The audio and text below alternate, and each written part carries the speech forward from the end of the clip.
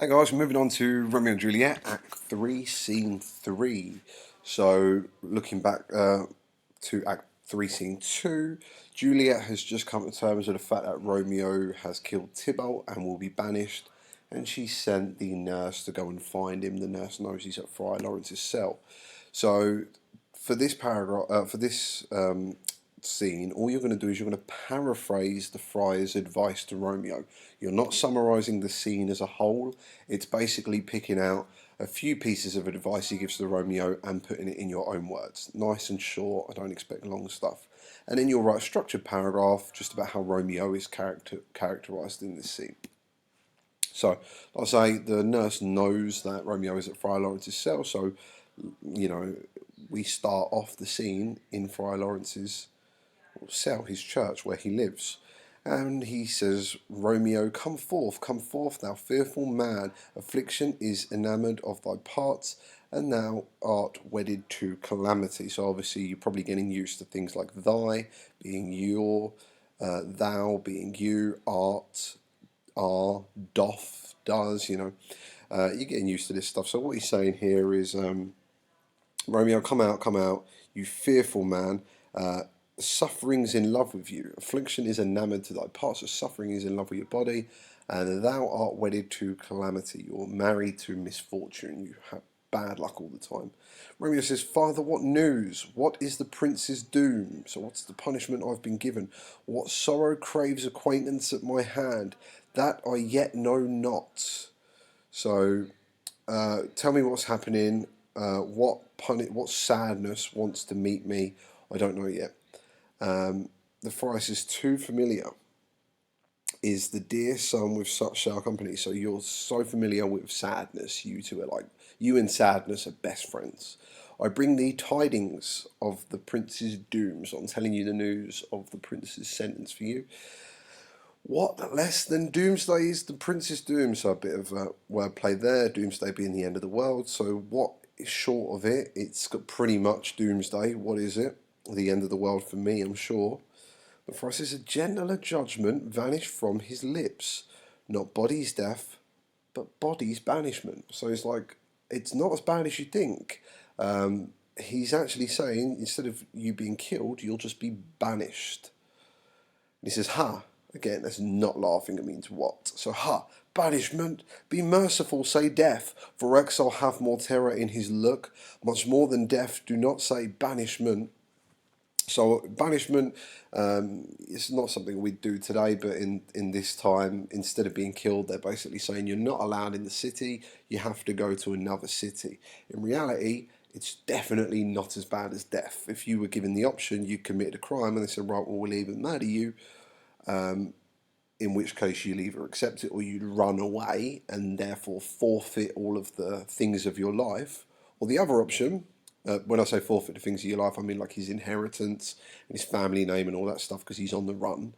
I said, or the other option is you banished, but you get to get your inheritance, you get to keep your name, you're just not allowed to live in this city. What would you pick? But Romeo is honestly being pathetic, right? He's like, oh, banishment, be merciful, say death. Instead, banishment's worse than death. Exile have more terror in his look, much more than death. Do not say banishment. So he doesn't want to be banished. Now, the reality of it is, if you start like analysing what happened after the fight, Romeo kills Tybalt and Romeo runs away, right? Now, if Romeo wasn't scared of death, he would have just stayed there and waited for the prince and waited for the police. So the likelihood is he was going to escape the death penalty in any case. He was going to have to run away. Because as you recall to Act 1, Scene 1, the prince said, anyone who disturbs the peace, pain of torture, pain of death, right? You'll die if you have another fight. Romeo's done this, he knows death is likely, and Romeo runs away instead of staying there. But now it's brought to him that he'll be banished, and he's just acting like a baby. He's, oh no, I'd rather die instead of being banished. And the reality is, he probably wouldn't. He's just being overdramatic.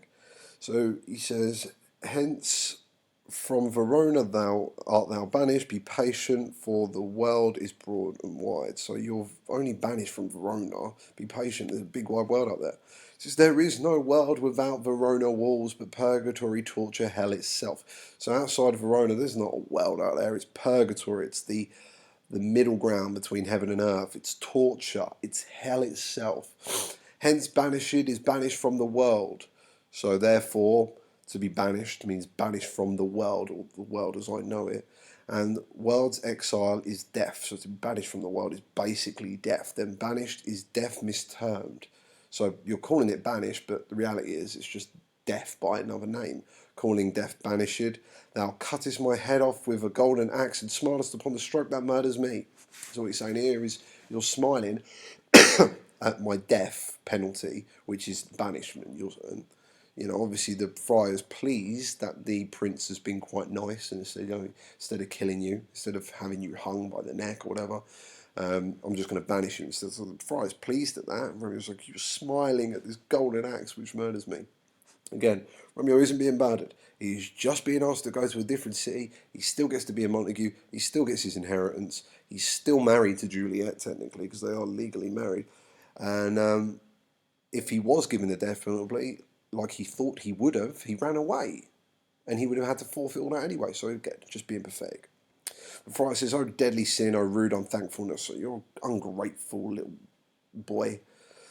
Thy fault our law calls death, but the kind prince. So you did a bad thing. Thy fault, the crime you did, our law calls death. So the thing you did, you're supposed to have the death penalty. But the kind prince, taking thy part, so taking your side, hath rushed aside the law. So has brushed aside the law, and turned that black word death to banishment. This is dear mercy, and thou seized it not. So like, Romeo, stop being a child. Romeo, being Romeo, says, "'Tis torture.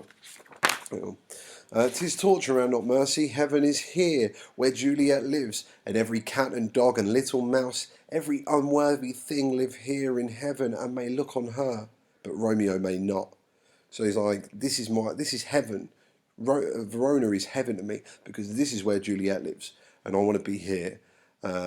Even the cats and the dogs and the mice and the beasts, all the unworthy things, get to live here in heaven and look upon her, but I'm not allowed to. More validity, more honourable state, more courtship lives in carrion flies. So flies are luckier than me. They're better off than I am. They have more value, more status, more courtliness, so they have more value than me. They may seize on the white wonder of dear Juliet's hand, and steal immortal blessing from her lips, who even in pure and vestal modesty still blush as thinking their own kisses sin. So even the flies in Verona are luckier than me because they get to go on her hand, kiss her, and take kisses from her lips. Who even in pure vestal modesty, so she's so modest and sweet and innocent that she blushes whenever she's kissed because she considers kissing a sin.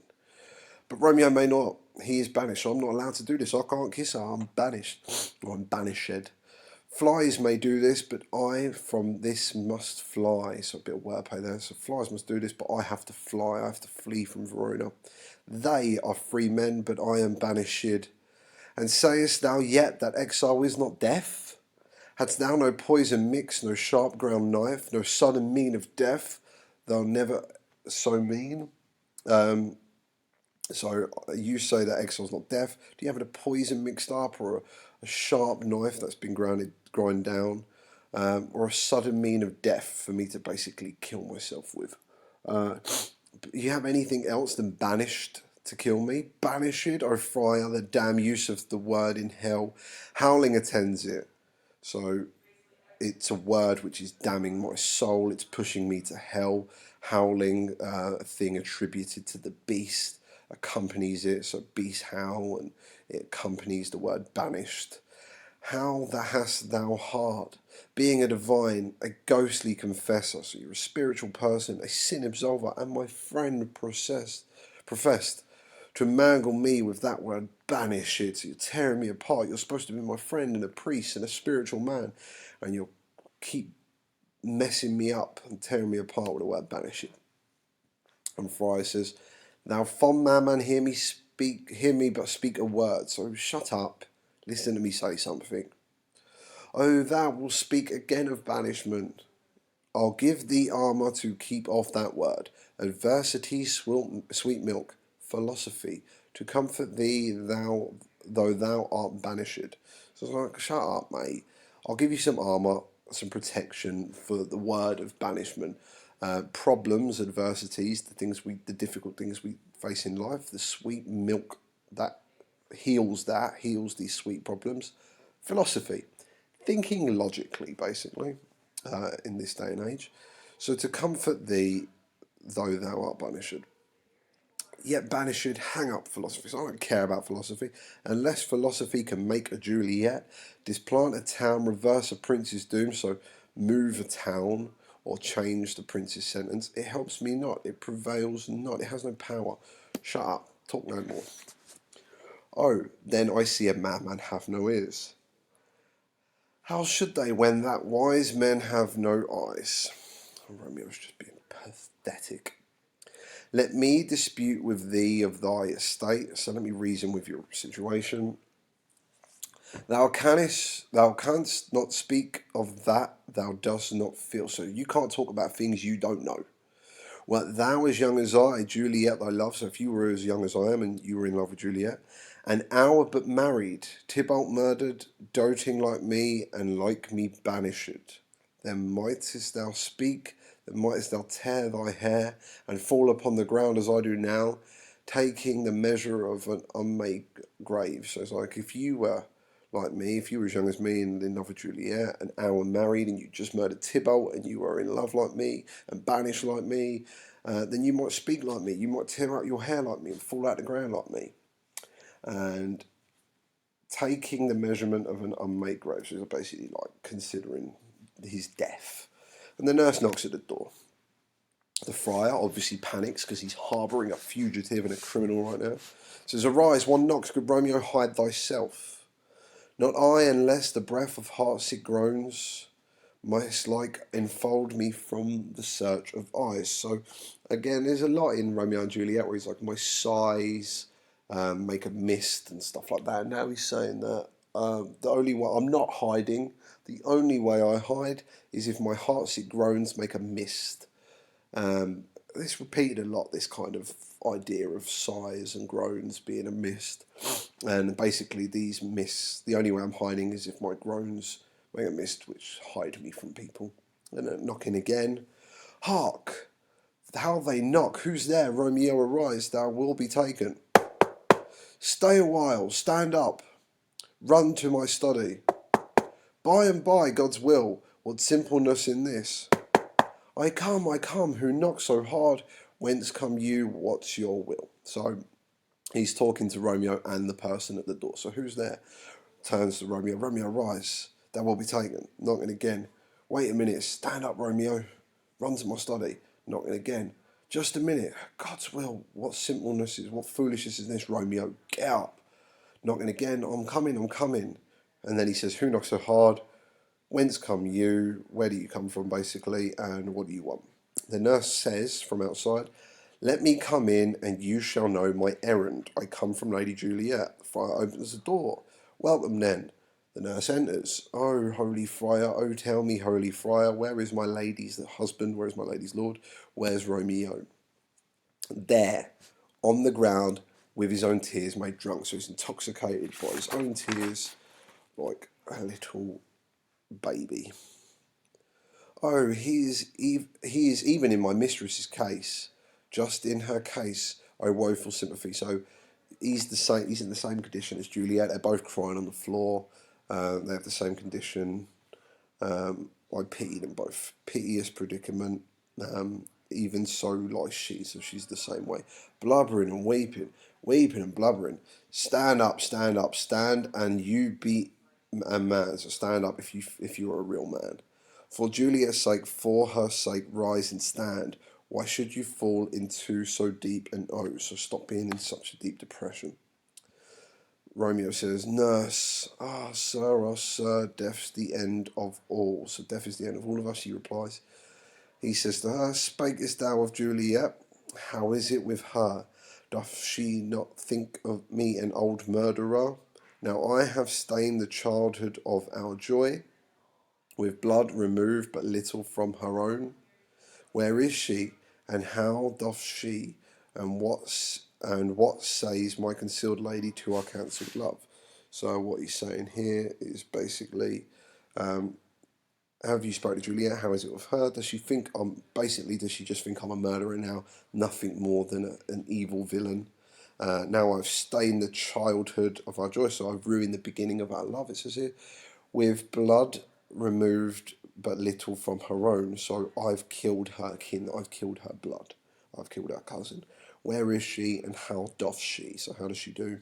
And what says she, my concealed lady, to our cancelled love? So my secret bride, about our now cancelled love, because I'm banished. And the nurse says, oh, she says nothing, sir, but weeps and weeps, and now falls on her bed, and then starts up, and Tybalt calls. So she just cries and cries and cries, falls on her bed, gets back up, calls out Tybalt, calls out Tybalt, and then on Romeo cries, and then falls down again. So she starts crying about you, and then falls back down again. As if that name shot from the deadly level of a gun did murder her as that name's cursed hand murdered her kinsman. So basically, my name is like the bullet from a gun, and it's shot out and it's murdering her just like it murdered her cousin. Oh, tell me, friar, tell me, in what vile part of this anatomy doth my name lodge? So, where in my body is my name? Tell me that I may sack that hateful mansion. So, tell me that I may cut it out. And he tries to stab himself. Friar says, hold thy desperate hand. Hang on a minute, I think, yes. So the friar actually speaks for a page and a half, basically. So it says, hold thy desperate hand. Art thou a man? Thy form cries out thou art. So basically, like, stop what you're doing. Stop doing that with your hand, with the knife. Are you a man? Are you a real man? You look like a man. Thy tears are womanish. Thy wild acts denote the unreasonable fury of a beast. So you look like a man, but your tears are womanish. So it's a bit sexist here, but obviously it's Elizabethan English, and men were seen to supposed to be vessels of masculinity only. It was weak to show any signs of weakness, such as crying or sadness or sorrow. So the tears are womanish, thy wild acts denote. So your wild acts on the floor, crying like a blubbering baby, unreasonable fury of a beast. So you kind of look like a man, act like a woman. It's like a beast. Unseemly woman in a seeming man. So it's improper, an improper woman's behaviour in what looks like a man's body, an ill-beseeming beast seeming both. So you look unnatural because you have a man's body and a hysterical woman's actions. Again, not me being sexist, Shakespeare and Friar Lawrence being sexist. Thou hast amazed me by my holy order. I thought thy disposition better tempered. So you're amazing me now by the dear grace of God. I thought you were better than this. I thought you were more level-headed than you're acting now. Hast thou slain Tybalt? Wilt thou slay thyself? So if you killed Tybalt, will you now kill yourself and slay thy lady that in thy life lives? So will you kill yourself and therefore kill your wife who's connected to you by doing damned hate upon thyself, by committing suicide? Foreshadowing, obviously, because Romeo does commit suicide at the end of the play. Why roused thou on thy birth the heaven and earth, since birth and and heaven and earth all three do meet? So stop. Why are you complaining on your birth, your soul, and your body? Since birth and soul and body all three meet in thee at once, all three of you live within you, birth, body, soul, which thou at once would lose. So this is just talking about suicide and killing yourself, killing your birth, body, and soul.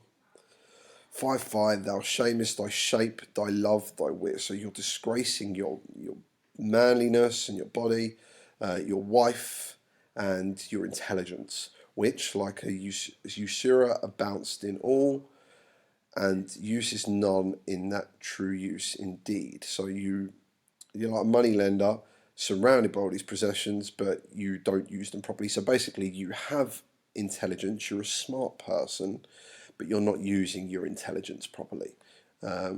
He's using a money loan, a money lender surrounded by money to say you're a smart person surrounded by intelligence, but you're not using it correctly. Which should bedeck thy shape, thy love and wit, so which your intelligence should be able to improve your body and your wife and her life and your mind.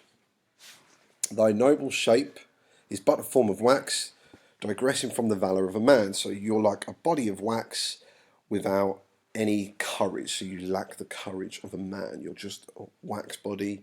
You're an empty vessel, basically.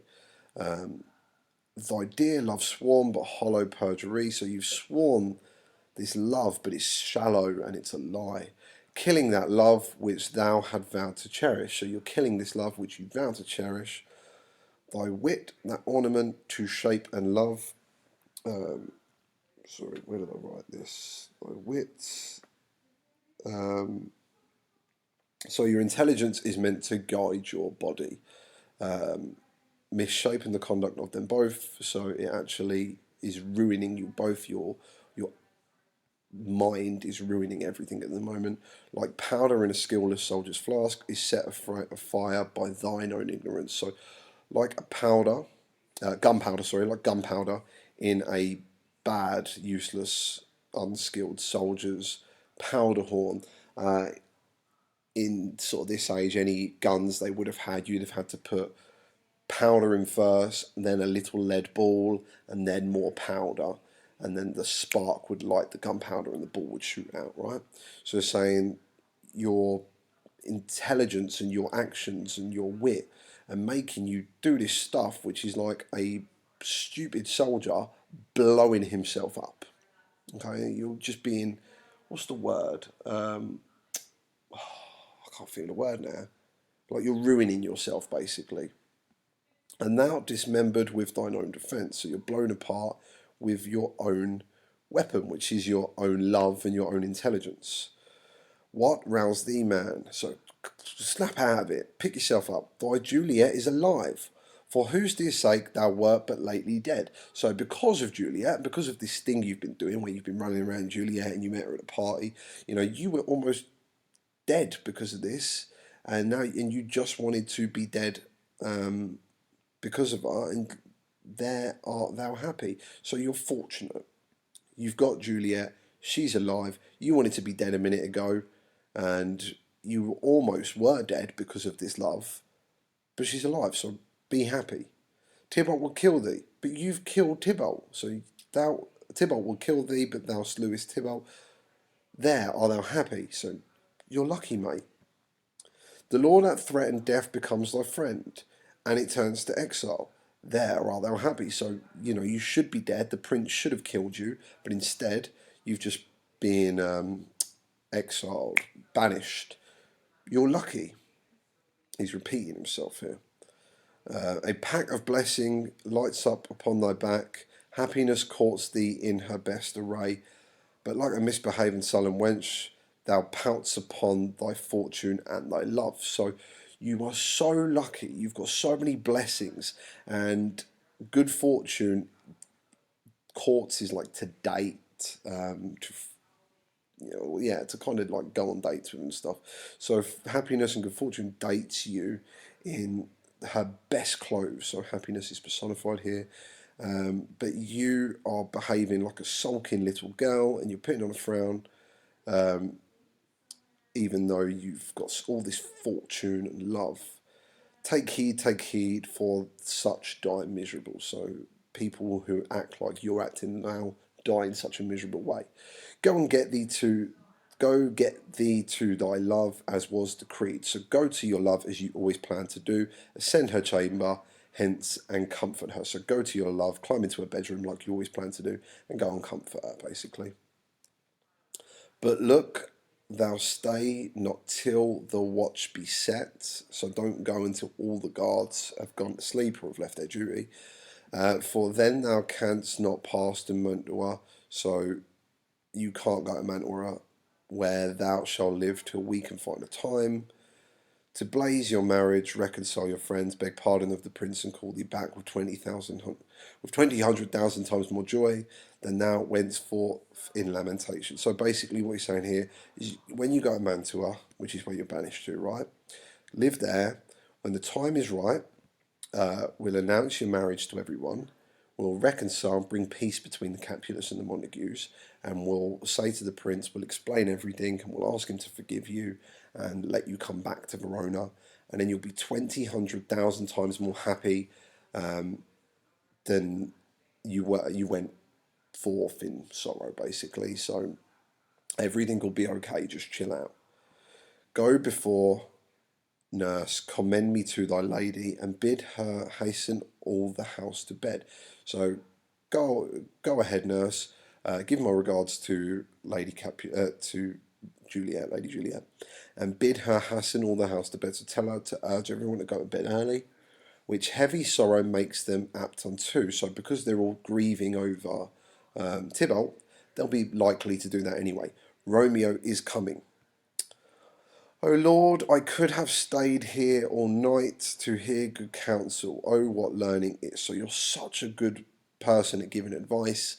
You're such a good educator in this sort of stuff when it comes to like matters of the heart and matters of the mind. And she turns to Romeo, my lord, I'll tell my lady you will come. Do so and bid my sweet prepare to try it. So get her ready to scold me and have a go at me because I've done some bad stuff like killing Tybalt.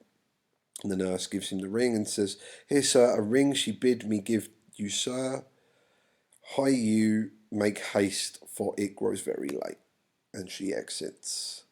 And Romeo says, how well my comfort is revived by this. My spirit's revived and I've got this new passion. I'm going to see Juliet. I'm going to go see her tonight. Yeah, I'm going to have to go to Mantua, but I'm still Romeo. I still keep my name, and Juliet. We can eventually come out as being married. We can bring the two families together. I can beg for pardon. I can come back and live the happiest life ever. And he's really happy now because the friar's given such good advice. And the friar says, go hence, good night, and here stands all your state. So it all depends on this. Either be gone before the watch be set, so you need to go before the night guards go on duty, or by the break of day disguise from hence, or by dawn and leave in disguise.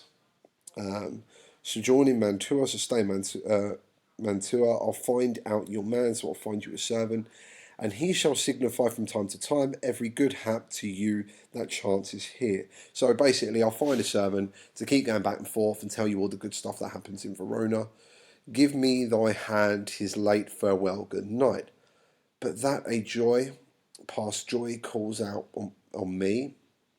So if it weren't for a joy beyond joys, it were a grief so brief to part with thee that calls me away. It would be sad to leave you in such a hurry. So if it wasn't such a happy thing as going to see Juliet, it would be sad to leave you in such a hurry. He's being quite nice to the Friar Lawrence here. Obviously, he appreciates his advice and they're good friends.